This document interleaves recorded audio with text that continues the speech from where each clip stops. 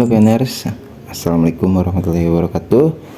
Balik lagi sama Mang Adun ya. Selamat weekend hari libur, menikmati saat-saat bersama keluarga ya. Dan barangkali ada yang ingin berpergian, jangan lupa ada yang ketinggalan ya.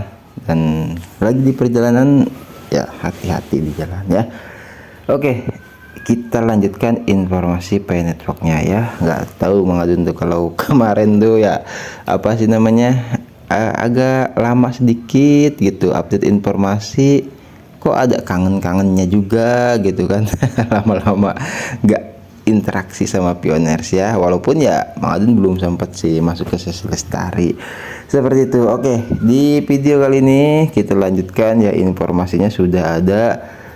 Seru sih ya kalau kata Mang Adun ya. Seru gimana Mang? Jadi biasalah ngobrol ya sama Pak Dimas ya, seperti Mang Adun katakan ya, nggak usah jauh-jauh sih, tapi yang penting mah kita mendapatkan sebuah pembelajaran atau pengetahuan. Dan yang Mang Adun suka itu ya hal-hal yang justru mungkin ya tidak diungkap di channel yang lain, karena itu kan pemikiran Mang Adun sendiri ya. Oke, apaan sih Mang? Ya kita langsung aja OTW ya. Di sini ada sudah apa namanya, dia bahasanya rencana peluncuran mainnet, terus daftar isi, nantilah kita masuk lagi ya. Terus kita masuk ke yang pertama aja di sini ya.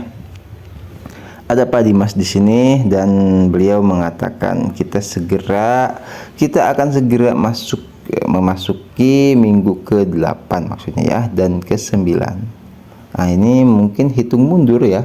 Tuh, semua kemajuan yang sedang berlangsung masih sesuai rencana untuk mencapai open mainnet Desember 2024. Minggu ke-11 dan ke-12 yang membuat komunitas GCP senang adalah berbagai program untuk menstabilkan nilai Pi di 314.159 dolar ya, maksudnya telah diperbarui kemarin ya. Betul sekali, itu bertepatan dengan pembaruan dashboard ya.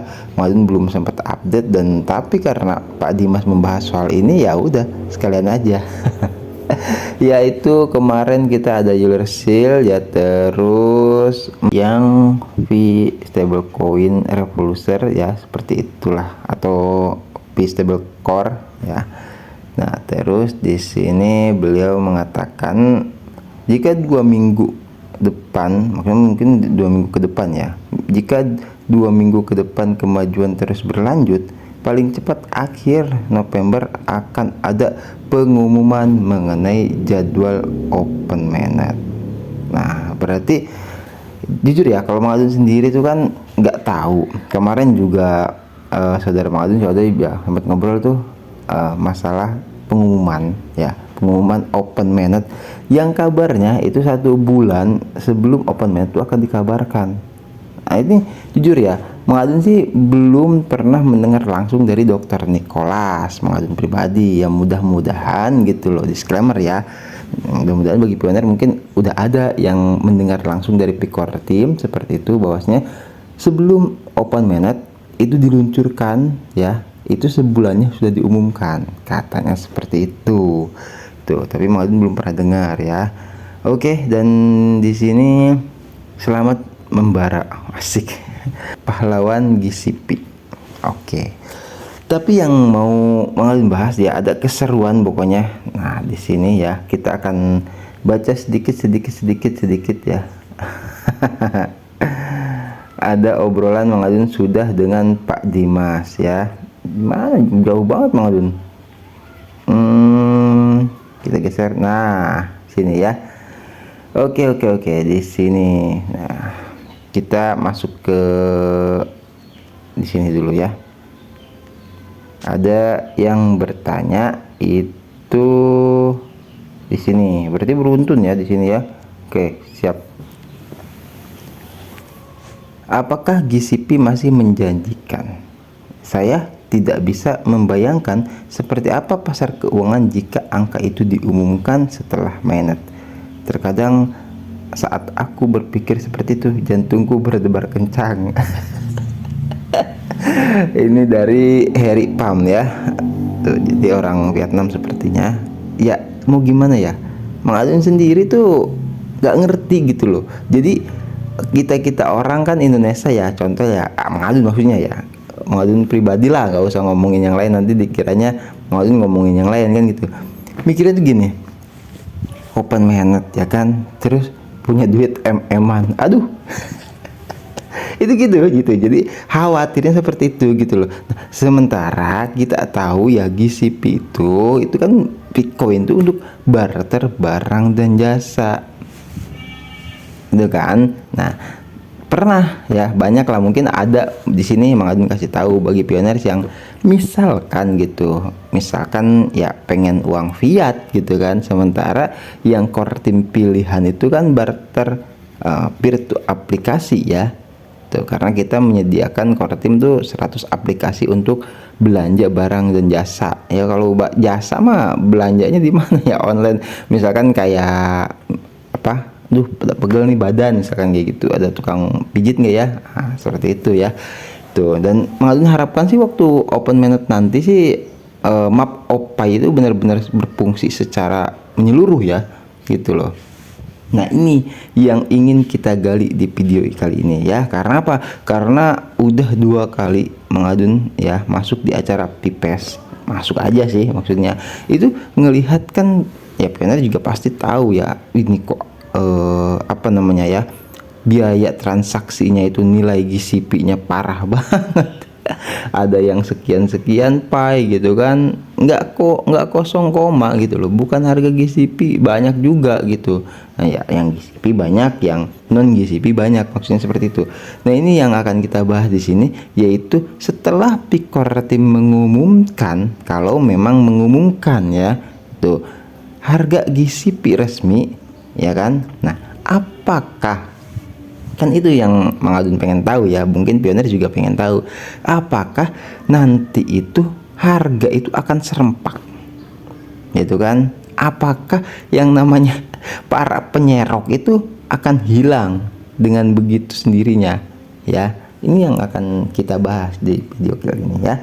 Oke, kita kasih lock di sini terus. Nah, di sini terus Pak Dimas membalas, selalu menjanjikan bro, GCP akan menstrukturisasi keuangan global ya.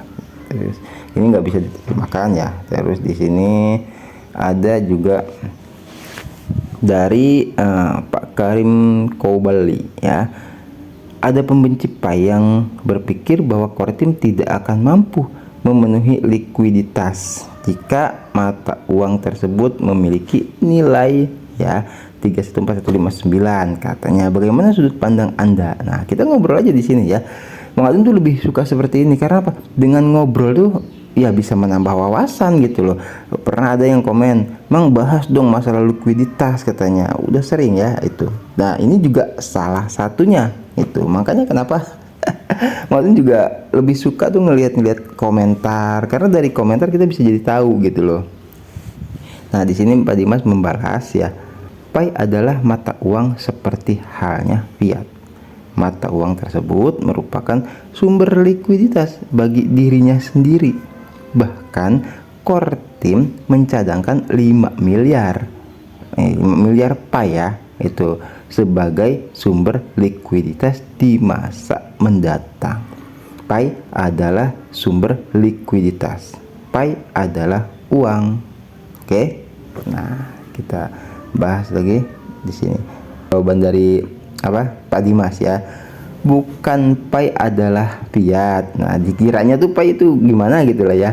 Tapi Pi adalah mata uang seperti fiat. Ini jawaban dari Pak Dimas nih, yang tadi pertanyakan lagi sama Pak Karim tuh ya. Contoh, di Indonesia ada uang kertas Rp 100.000 tertulis di lembarannya Rp 100.000. Itu adalah likuiditas senilai Rp100.000, bisa dibelanjakan barang yang berharga Rp 100.000. Begitu juga Pi. Setelah GCP diterapkan, nilai 1 Pi sama dengan $314159. Nah, nilai itu melekat ya ke Pi, sama seperti contoh uang kertas tadi.